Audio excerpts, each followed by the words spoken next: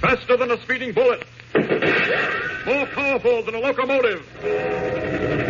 Able to leap tall buildings at a single bound. Look! Up in the sky! It's a bird! It's a plane! It's Superman! Yes, it's Superman, strange visitor from another world, who came to Earth with powers and abilities far beyond those of mortal men. Superman, who can change the course of mighty rivers, bend steel in his bare hand, and who, disguised as Clark Kent, mild-mannered reporter for a great metropolitan newspaper, fights a never-ending battle for truth, justice, and the American way. But before we join Superman, here is an important message. Yes, fellows and girls, here is an important message for you. A message direct from our fighting Marines from the Solomon Islands, echoed by our blue jackets on the high seas, by the boys who wear our Army and Navy wings, our tank troops in Africa, our commandos in England. In fact, by every man in the American Armed Forces, no matter where he may be. And here's the message. We're going to win this war, they say. We're going to wipe Hitlerism and fascism off the face of the earth. We've taken on the job, and we're going to see it through, but we can't do it alone. We can't do it without the help of every boy and girl and every man and woman back home. Now, we know the one way we can help those boys fight this war to a victorious finish is to see that they get all the guns and tanks and ships and planes they need. But those things require a lot of money, and that's where you and I come in. We help our government to buy those war materials by lending them our money, by buying all the war stamps we possibly can as often as we can. Why, right at this moment, there may be a detachment of American commandos carrying through a raid on occupied France, and they're equipped with guns and tanks and protected by planes and ships that you helped to buy. That is, if you've been buying war-saving stamps regularly. So let's make a promise to ourselves right now. Let's promise to buy war-saving stamps as often as we can. Tell Mother and Dad about it and see if you can't get them to give you a dime a day for a war stamp or a dime every other day. Remember that every dime is important because 10 cents will buy 5 .45 caliber bullets to be used by our soldiers, sailors, and Marines. 5 dimes will buy enough fuel oil to take an American destroyer 1 full mile closer to its objective. And a dime a day from all the fellows and girls in the United States will buy enough fast pursuit planes to blast Hitler's Luftwaffe right out of the sky. So remember, every time you've got a dime, buy a war-saving stamp. And now, the adventures of Superman. On their way to the Belgian Congo to search for Prince Saber, sole heir to the title and riches of the Sheik of Mecca, Clark Kent and Lois Lane were forced to stop off at Khartoum in Egypt to put young Jimmy Olsen in a hospital. Jimmy, suffering from the effects of a poisoned thorn, is now on the road to recovery. But in the meantime, some strange things have turned up. To begin with, Kent and Lois believe that a patient in the hospital, an Arabian suffering from tropical fever, is the Prince Saber for whom they're searching. They also believe that a mysterious one-eyed man has been shadowing them and, in fact, made an attempt to put them out of the way. As our story continues, it is almost midnight. Kent and Lois have parted in the lobby of their hotel, and Lois has gone into her room, closing the door behind her. Groping in the darkness for the light switch, she is suddenly frozen stiff as a voice filters out of the pitch black. A voice that says, "Do not move, Miss Lane, and do not cry out. Who are you? What are you doing in my room? My identity is unimportant. My presence is another matter. Now, don't reach for the light switch. We shall have to conduct all our business in the dark. What sort of nonsense is this? Sit down in a chair, Miss Lane. Very well. That's much better. Well, now what? I will come closer to you now. I am standing in front of you. Now I shall reveal myself to you, Miss Lane. I shall illuminate my face with a small flashlight. So. You recognize me? You're the man in the dining room. The one who tried to poison us. The... Say it, Miss Lane, the one-eyed man. I'm quite accustomed to it. Just to show you I'm not sensitive about it. Look at me. Look at me. That's right. You're fascinated by my ugliness, aren't you? No. No. Yes, you are. There's something frightening about it. Frightening and fascinating. That's perfect. Keep looking at me. You're getting drowsy, aren't you? You'd like to drop off to sleep. What? Drowsy. Drowsy. Sleep. Sleep. No. Please. Sleep. Sleep. Sleep. Sleep. There, she's asleep. A perfect hypnosis. Now, Miss Lane, you are ready to do my bidding. Do you understand? You are ready to do my bidding. Is that clear? Answer me. Is that clear? Yes. Good.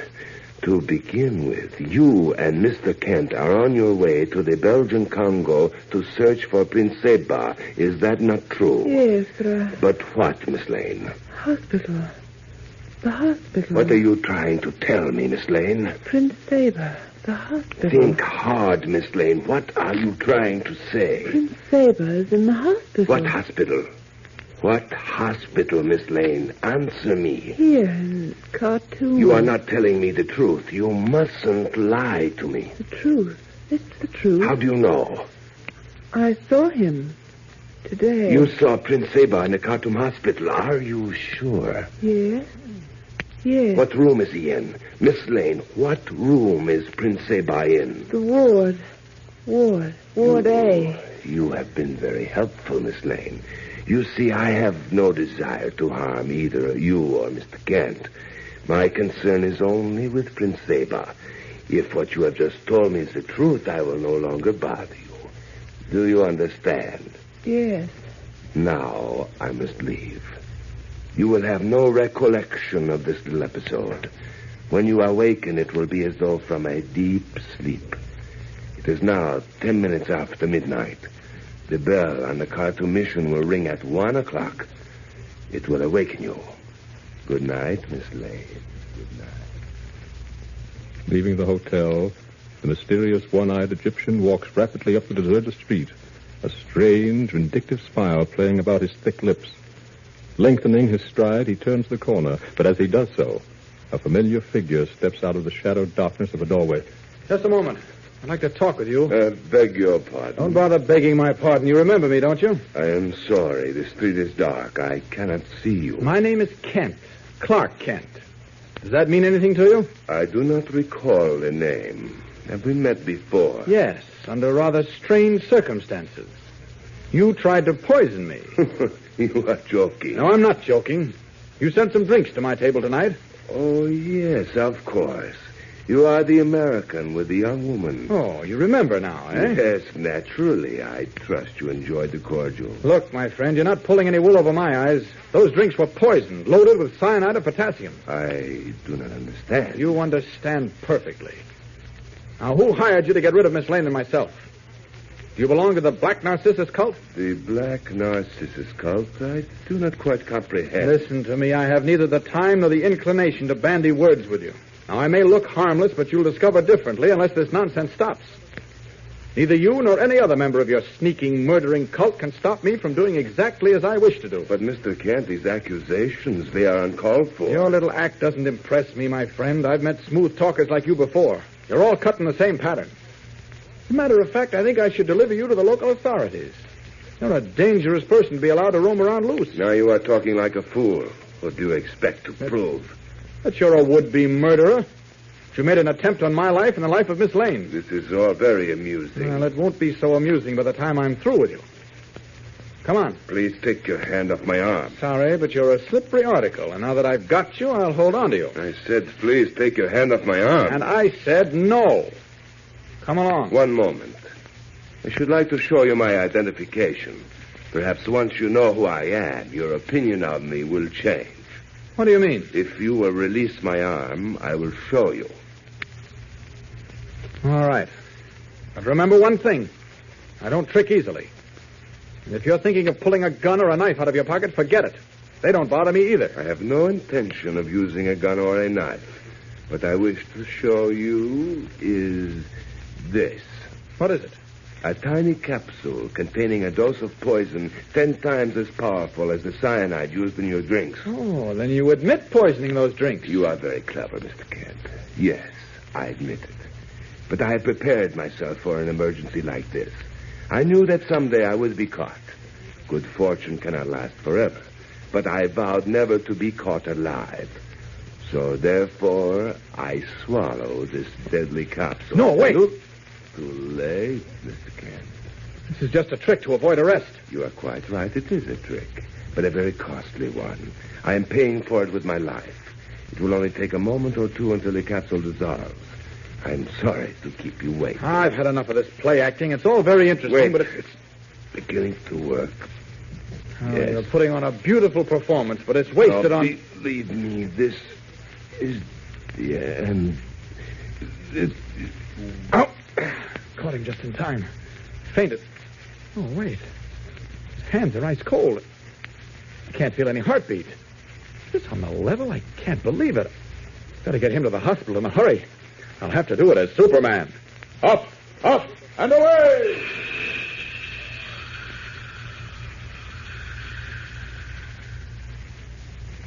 This is probably a silly question, Dr. Hammond, but do you think there's any hope for him? I'm afraid not, Kent. He's scarcely breathing, and I can barely detect a heartbeat. Whatever it was he took is slowly but surely killing him. There's nothing we can do. Look at his face. It's ashen gray. It's only a matter of minutes now. Shall we wait in the anteroom? This ward isn't a very pleasant place. As you wish. After you, Kent. Thank you. Tell me, if I'm not being too inquisitive, where on earth did you find him at this hour of the night? It's a long story, Dr. Hammond, and just a little fantastic. Nothing that happens in the Far East is fantastic, Kent. You get to know that after a while. Egypt particularly is honeycombed with strange people, members of secret societies and mysterious cults. They practice weird ceremonies, even to the extent of self-destruction. That man in the ward is a member of a cult. I thought as much. Well, he isn't anymore, I'm afraid. Death has come by now. I'm afraid you're right, Doctor. I'm afraid you're right. But even as Dr. Hammond, his voice hushed, uttered the pronouncement, a strange, chilling scene is taking place in the dimly lit hospital ward. The one-eyed Egyptian, a moment ago pale and motionless on the iron hospital cot, has lifted his head. Slowly, soundlessly, he rises to his feet and scans the room. And then, moving swiftly like some great cat, he passes from bed to bed, examining each medical chart. Suddenly, he stops short, and a knowing smile curls his lips. His voice is a faint, scarcely heard whisper as he says, So, you are Prince Seba. Don't miss tomorrow's thrilling episode of this exciting Superman story. It's the conclusion of the Far Eastern adventure. So be sure to listen tomorrow and every day, Monday through Friday, same time, same station. Tune in and follow the adventures of Superman.